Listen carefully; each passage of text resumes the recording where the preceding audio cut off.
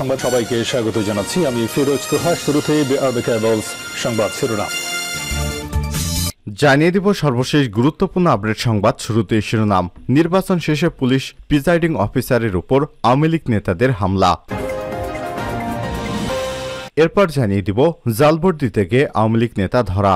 ষষ্ঠ উপজেলা পরিষদ নির্বাচনের তৃতীয় ধাপে কুমিল্লায় জাল ভোট দেওয়ার সময় আওয়ামী লীগ নেতাসহ 2 জনকে 7 দিনের সশ্রম কারাদণ্ড দিয়েছে ভ্রাম্যমাণ আদালত। গ্রেপ্তারকৃতরা হলেন ওবায়দুল হাসান রাসেল 40 এবং মোহাম্মদ শান্ত 25। এদিকে ঘূর্ণিঝড় রিমালে আক্রান্তদের পাশে ছাত্রলীগ। ঘূর্ণিঝড় রিমালে আক্রান্ত দুস্থ অসহায় মানুষের পাশে দাঁড়িয়েছে বাংলাদেশ ছাত্রলীগ। পটুয়াখালী জেলার কলাপাড়া উপজেলা এবং রাঙাবালী উপজেলার বিস্তীর্ণ অঞ্চল জুড়ে ত্রাণ বিতরণ করেছে সংগঠনটি। জানিয়ে দিব ছাত্র অধিকার পরিষদের কাউন্সিলের তারিখ ঘোষণা। গণ অধিকার পরিষদের এক অংশের ছাত্র সংগঠন বাংলাদেশ ছাত্র অধিকার পরিষদের দ্বিতীয় কাউন্সিলের তফসিল ঘোষণা করা হয়েছে। এদিকে বাবার দেহাংশ শনাক্তে কলকাতায় ডাক পেলেন এমপি কন্যা ডরিন। ঝিনাইদহ 4 আসনের সংসদ সদস্য আনারুল আজিমের দেহের অংশ চিহ্নিত করতে তার মেয়ে মুমতারিন ফেরদৌস ডরিন এবং তার চাচাকে কলকাতায় ডাকা হয়েছে। মঙ্গলবার 28 মে কলকাতার নিউ টাউনের সঞ্চিপা গার্ডেনের সেই ফ্ল্যাটের সেফটি ট্যাঙ্ক থেকে তাদের খণ্ডিত দেহ অংশ উদ্ধার করে ভারতের গোয়েন্দা সংস্থা সিআইডি। এই খণ্ডিত অংশ এমপি আনারের দেহাংশ কিনা তা নিশ্চিত করতে তার মেয়ে ডরিনকে কলকাতায় ডাকা হয়েছে। সঙ্গে যাচ্ছেন এমপি আনারের ভাই আবেদ আলী এবং পিএস রৌফ, এমনটি জানিয়েছে এমপির পিএস আব্দুর রৌফ। এবং সর্বশেষ জানিয়ে দিব মালয়েশিয়ায় পুলিশকে কুপ্রস্তাব দেয় কারাগারে বাংলাদেশি। মালয়েশিয়ান পুলিশকে ঘুষ প্রস্তাবের অপরাধে এক বাংলাদেশিকে জেল এবং জরিমানা করেছে দেশটির আদালত। বুধবার 29 মে বাংলাদেশের নাগরিক সাব্বির রহমান 45 1 মাসের কারাদণ্ড এবং 10,000 রিঙ্গিত জরিমানা করেছে পেনাং রাজ্যের আদালতের বিচারক জুলহাজমি আবদুল্লাহ। মালয়েশিয়া গেজেটে প্রকাশিত এক প্রতিবেদনে বলা হয়েছে দেশটির দুর্নীতি দমন কমিশন আদালতের ওই বাংলাদেশিদের নামে অভিযোগ করেন। পরে তিনি অভিযোগটি স্বীকার করলে তাকে কারাদণ্ড এবং জরিমানা করে আদালত। প্রিয় দর্শক, এতক্ষণ শুনছিলেন সংবাদ শিরোনাম, এবারে বিস্তারিত। তবে তার আগে বন্ধুরা, আপনি কোন স্থান থেকে আমাদের সংবাদটি দেখছেন কমেন্ট করে জানিয়ে দিন এই সংবাদ সম্পর্কে আপনার মূল্যবান মতামত। প্রিয় দর্শক, আপনি যদি আমাদের চ্যানেলে নতুন হয়ে থাকেন ভিডিওটি দেখতে দেখতে চ্যানেলটি সাবস্ক্রাইব করে রাখুন, যাতে করে আমাদের লেটেস্ট আপডেট সংবাদগুলো সবার আগে আপনার কাছে পৌঁছে যায়। এবারে বিস্তারিত। নির্বাচন শেষে পুলিশ প্রিজাইডিং অফিসারের উপর আওয়ামী লীগ নেতাদের হামলা। সিলেটের বালাগঞ্জে ভোট শেষে 2 চেয়ারম্যান প্রার্থীর পোলিং এজেন্টদের মধ্যে কথা কাটাকাটির জেরে ব্যালট বক্স নিয়ে যাওয়ার পথে পুলিশ এবং প্রিজাইডিং অফিসার, সহকারী প্রিজাইডিং অফিসার এবং আনসারদের উপর হামলার ঘটনা ঘটেছে। এ সময় গুলিবিদ্ধ হয়েছেন একজন। বুধবার 29 মে বালাগঞ্জে উপজেলার বলচুর ইউনিয়ন মাকসি প্রাথমিক বিদ্যালয়ে এই দুর্ঘটনা ঘটে। স্থানীয় সূত্ররা জানায় উপজেলার পূর্ব পৈলানপুর ইউনিয়নের মাকসি প্রাথমিক বিদ্যালয় কেন্দ্রে ভোট গণনা করতে দেরি হয় আনারস প্রতীকের নির্বাচন করা উপজেলা আওয়ামী লীগের সাধারণ সম্পাদক মোহাম্মদ আনহার মিয়া এবং কাপপিরিস প্রতীকের নির্বাচন করা বালাগঞ্জ উপজেলা আওয়ামী লীগের সভাপতি মোহাম্মদ মোস্তাকুর রহমান মফুদের সমর্থকদের মধ্যে কথা কাটাকাটির এক পর্যায়ে সংঘর্ষ বাধে। এ সময় চেয়ারম্যান প্রার্থীর সমর্থকরা ব্যালট বাক্স নিয়ে আসার পথে পুলিশ এবং প্রিজাইডিং অফিসার ও সহকারী প্রিজাইডিং অফিসার ও আনসার সদস্যদের উপর হামলা চালায়। পরিস্থিতি নিয়ন্ত্রণে আনতে পুলিশ কয়েক রাউন্ড ফাঁকা গুলি ছড়ে একজন সমর্থকের গুলি লাগে। এই ঘটনায় আহত 2 জনকে হাসপাতালে চিকিৎসাধীন অবস্থায় রয়েছে।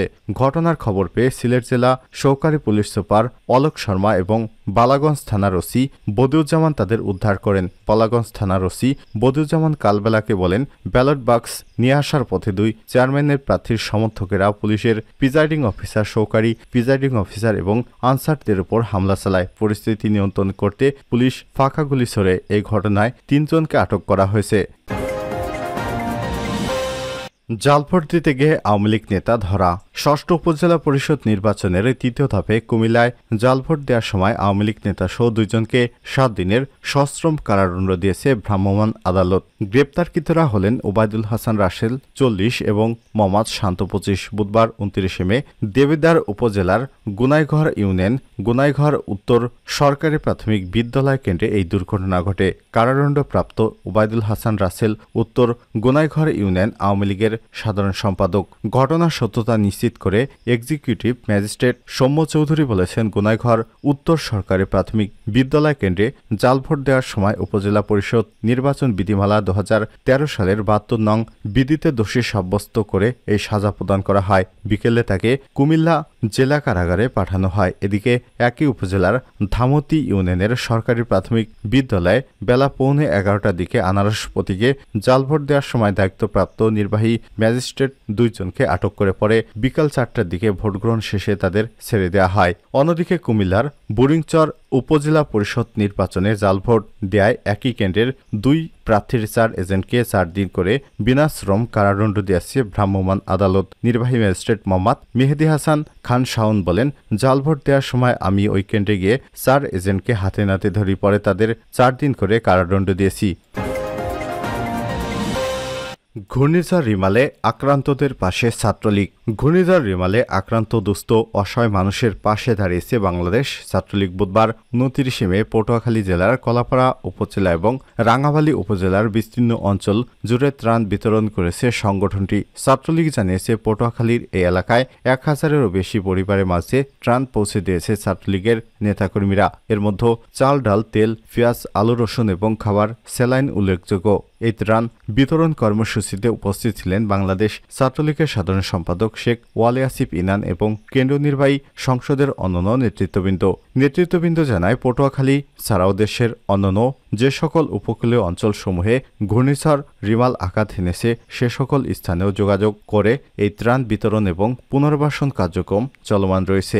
এ প্রসঙ্গে ছাত্রলীগের সাধারণ সম্পাদক শেখ ওয়ালি আসিফ ইনান কালবেলাকে বলেছেন, বাংলাদেশ ছাত্রলীগ ইতিপূর্বে দুস্থ এবং বিভিন্ন দুর্যোগে আক্রান্ত মানুষের পাশে ছিল, এখনও আছে, ভবিষ্যতেও থাকবে ইনশাল্লাহ।